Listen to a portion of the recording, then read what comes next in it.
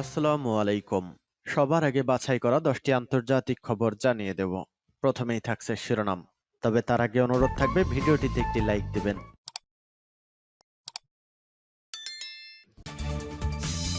সংবাদের শুরুতেই জানিয়ে দিব সংবাদ শিরোনাম। ইরানে বাড়ি বাড়ি তল্লাশিতে মিলল মার্কিন অস্ত্র ও বিস্ফোরক। এরপর জানিয়ে দিব ইরানের বিক্ষোভকারীদের উস্কিয়ে ট্রাম্পের নতুন বার্তা।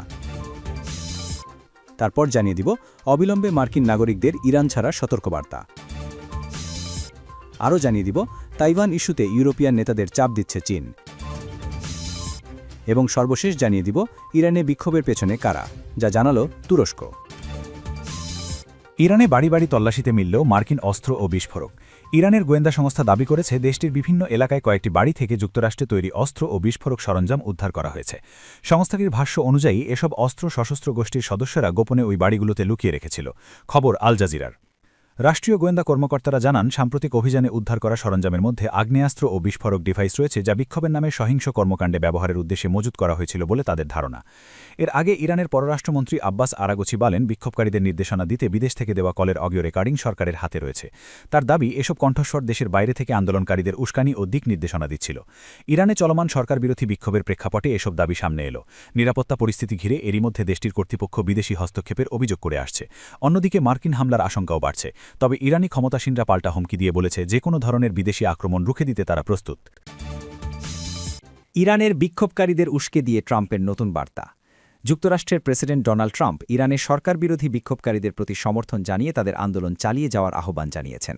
বিক্ষোভকারী উস্কে দিয়ে তিনি বলেছেন বিক্ষোভ চালিয়ে যান, সহায়তা আসছে। তবে কী ধরনের সহায়তা সে বিষয়ে কোনো বিস্তারিত জানাননি। মঙ্গলবার 13 জানুয়ারি ট্রুথ সোশ্যালে দেওয়া এক পোস্টে ট্রাম্প লিখেছেন, ইরানি দেশপ্রেমিকরা বিক্ষোভ চালিয়ে যান, নিজেদের প্রতিষ্ঠানগুলো নিয়ন্ত্রণে নিন, খুনিদের ও নির্যাতনকারীদের নাম সংরক্ষণ করুন, তারা বড় মূল্য দেবে। বিক্ষোভকারীদের নির্বিচার হত্যাকাণ্ড বন্ধ না হওয়া পর্যন্ত আমি ইরানি কর্মকর্তাদের সঙ্গে সব বৈঠক বাতিল করেছি। সহায়তা আসছে, ম্যাগা প্রেসিডেন্ট ডোনাল্ড ট্রাম্প। ট্রাম্পের সহায়তা আসছে মন্তব্যের অর্থ কী তা স্পষ্ট নয়। তবে বিশ্লেষকদের মতে এই বক্তব্য তেহরান ও ওয়াশিংটনের মধ্যকার আগে থেকেই উত্তপ্ত সম্পর্ককে আরও তীব্র করতে পারে। এর আগেই ট্রাম্প বলেছিলেন ইরানের বিষয়ে যুক্তরাষ্ট্রের সামরিক বাহিনী খুব শক্তিশালী বিকল্প বিবেচনা করছে, যা ইরানি কর্মকর্তাদের কড়া প্রতিক্রিয়া ডেকে আনে। হোয়াইট হাউসের প্রেস সেক্রেটারি ক্যারোলিন লেভিট সাংবাদিকদের বলেন, প্রেসিডেন্ট যে অনেক বিকল্প বিবেচনা করছেন তার মধ্যে বিমান হামলাও রয়েছে। তবে তিনি যোগ করেন কূটনীতি বরাবরই যুক্তরাষ্ট্রের প্রথম পছন্দ। এর আগেই ট্রাম্প ঘোষণা দেন ইরানের সঙ্গে ব্যবসা করা দেশগুলোর উপর যুক্তরাষ্ট্রের সাথে বাণিজ্যে 25% শুল্ক আরোপ করা হবে। এক বিবৃতিতে তিনি বলেন, এই মুহূর্ত থেকে কার্যকরভাবে ইসলামিক রিপাবলিক অফ ইরানের সঙ্গে ব্যবসা করা যে কোনো দেশ যুক্তরাষ্ট্রের সাথে করা সব ধরনের ব্যবসায় 25% শুল্ক দেবে। এই আদেশ চূড়ান্ত ও অপরিবর্তনীয়। ইরানে কয়েক সপ্তাহ ধরে চলমান বিক্ষোভে প্রায় 2000 মানুষ নিহত হওয়ার আশঙ্কা করা হচ্ছে। দ্রব্যমূল্যের ঊর্ধ্বগতির কারণে শুরু হওয়া এই বিক্ষোভ ইসরায়েল ও যুক্তরাষ্ট্রের মদদে সহিংস পর্যায়ে গেছে বলে ইরানি কর্তৃপক্ষ দাবি করছে। অবিলম্বে মার্কিন নাগরিকদের ইরান ছাড়া সতর্কবার্তা। ইরানে চলমান সরকারবিরোধী বিক্ষোভ তীব্র আকার ধারণ করায় দেশটিতে অবস্থানরত মার্কিন নাগরিকদের অবিলম্বে ইরান ছাড়ার আহ্বান জানিয়েছে যুক্তরাষ্ট্র। সোমবার ইউএস ভার্চুয়াল এম্বাসি ইরান এক নিরাপত্তা সতর্কবার্তায় জানায় মার্কিন নাগরিকদের নিজেদের ব্যবস্থায় দ্রুত দেশ ত্যাগ করতে হবে এবং এক্ষেত্রে যুক্তরাষ্ট্র সরকারের সহায়তার উপর নির্ভর না করার পরামর্শ দেওয়া হয়েছে। সতর্কবার্তায় বলা হয় ইরান থেকে স্থলপথে বের হওয়ার কয়েকটি সীমান্ত এখনও খোলা রয়েছে।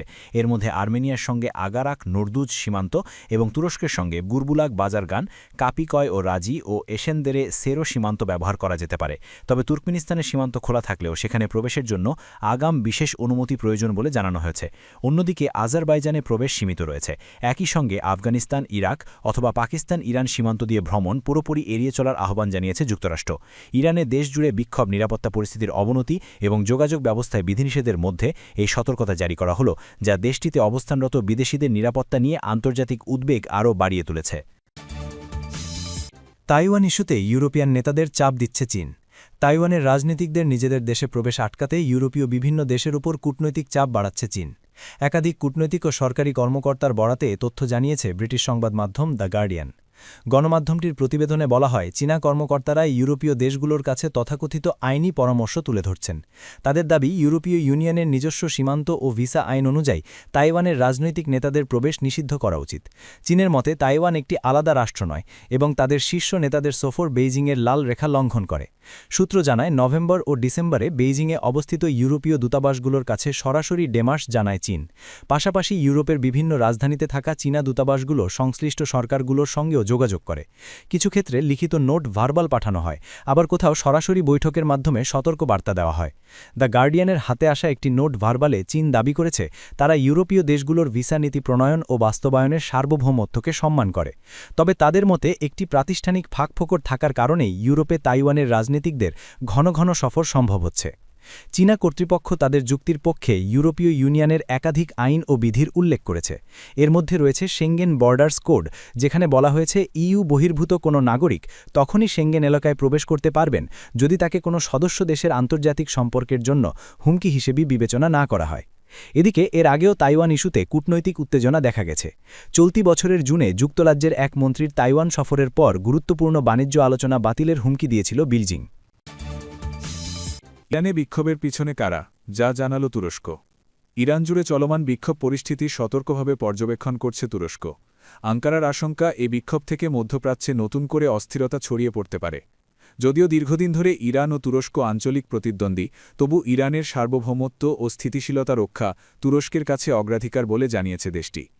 তুরস্কের পররাষ্ট্রমন্ত্রী হাকান ফিদান বলেছেন, বর্তমান বিক্ষোভের কারণে ইরান সরকারের পতন ঘটবে এমনটা তারা মনে করেন না। শনিবার টেলিভিশনে দেওয়া বক্তব্যে তিনি বলেন, এবারের বিক্ষোভ 2022 সালে মাহসা আমিনির মৃত্যুকে কেন্দ্র করে হওয়া আন্দোলনের তুলনায় ছোট পরিসরের। তবে কিছু বিশ্লেষক ফিদানের এই বক্তব্যের সঙ্গে একমত নন। তাদের মতে 1999 সালের পর ইরানে এত বড় আকারের বিক্ষোভ আর দেখা যায়নি। বিশেষ করে তরুণদের অংশগ্রহণ এবারের আন্দোলনকে আরও গুরুত্বপূর্ণ করে তুলেছে।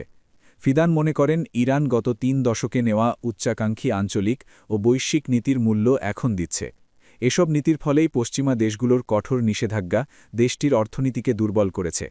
এর প্রভাব সরাসরি পড়েছে তরুণ প্রজন্মের জীবনে, যারা মূল্যস্ফীতি ও বেকারত্বের মতো সমস্যায় ভুগছে।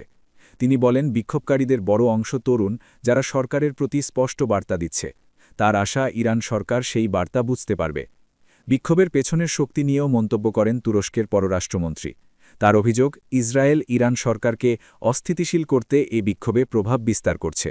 ফিদানের দাবি, ইসরায়েলের গোয়েন্দা সংস্থা মুসাদ সামাজিক যোগাযোগ মাধ্যমে প্রকাশ্যে ইরানি জনগণকে সরকার বিরোধী আন্দোলনে উৎসাহ দিচ্ছে।